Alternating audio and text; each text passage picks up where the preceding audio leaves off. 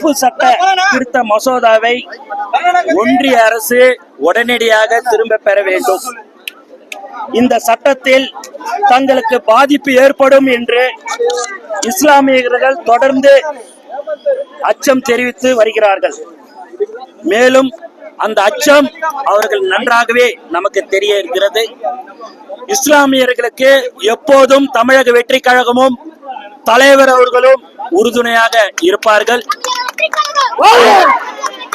மேலும் மேலும் மேலும் தலைவர் அவர்கள் நேற்று அறிக்கை ஒன்று வெளியிட்டிருக்கிறார்.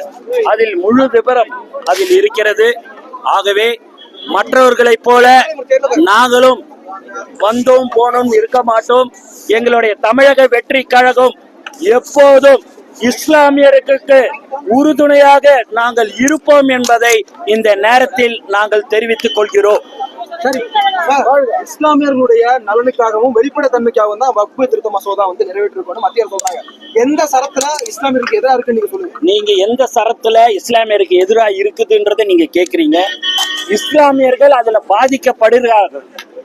அவர்களுக்கு அந்த சட்ட திட்டங்கள்லாம் என்ன என்பது தெரியும். எதற்கு தேவையில்லாமல் அவங்களுடைய சொத்துல, உங்க வீட்டு சொத்து இருக்குது, அதுல இன்னொருத்தவங்க போய் அந்த சொத்துல பங்கு கொள்றோம் இல்ல அதுல நாங்க இருக்கலாம்ன்றது எந்த விதத்துல நியாயம்? அந்த மாதிரிதான் இந்த சட்ட மசோதாவை அவர்கள் திரும்ப பெற வேண்டும் என்று தமிழக வெற்றி கழகம் சார்பாக கேட்டுக்கொள்கிறேன்.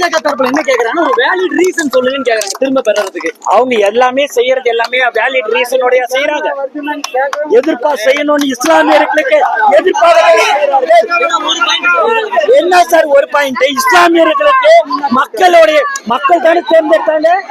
மத்திய அரசு ஒன்றிய அரசை மக்கள் தேர்ந்தெடுக்கும் போது மக்கள் எந்த விருப்பத்தை சொல்கிறார்களோ அதுபடிதான் அரசு இருக்க வேண்டும். அப்படி இருக்கும் போது இஸ்லாமியர்களை பாதிக்கும் விதமான இந்த சட்டத்தை ஒன்றிய அரசு கண்டிப்பாக திரும்ப பெற வேண்டும். அதற்கு நாங்கள் தொடர்ந்து தலைவர் அவர்களின் வழிகாட்டுதல்படி நாங்கள் ஆர்ப்பாட்டம் போராட்டம் நடைபெறும். தமிழ்நாடு முழுக்க இன்று தமிழக வெற்றி கழகத்தின் ஆர்ப்பாட்டங்கள், அடையாள ஆர்ப்பாட்டம் தலைவர் அவர்களின் அறிவுறுத்தல்படி நடைபெற்றுக் கொண்டிருக்கிறது. இஸ்லாமியர்களுக்கு நாங்கள் எப்போதும் உறுதுணையாக இருப்போம்.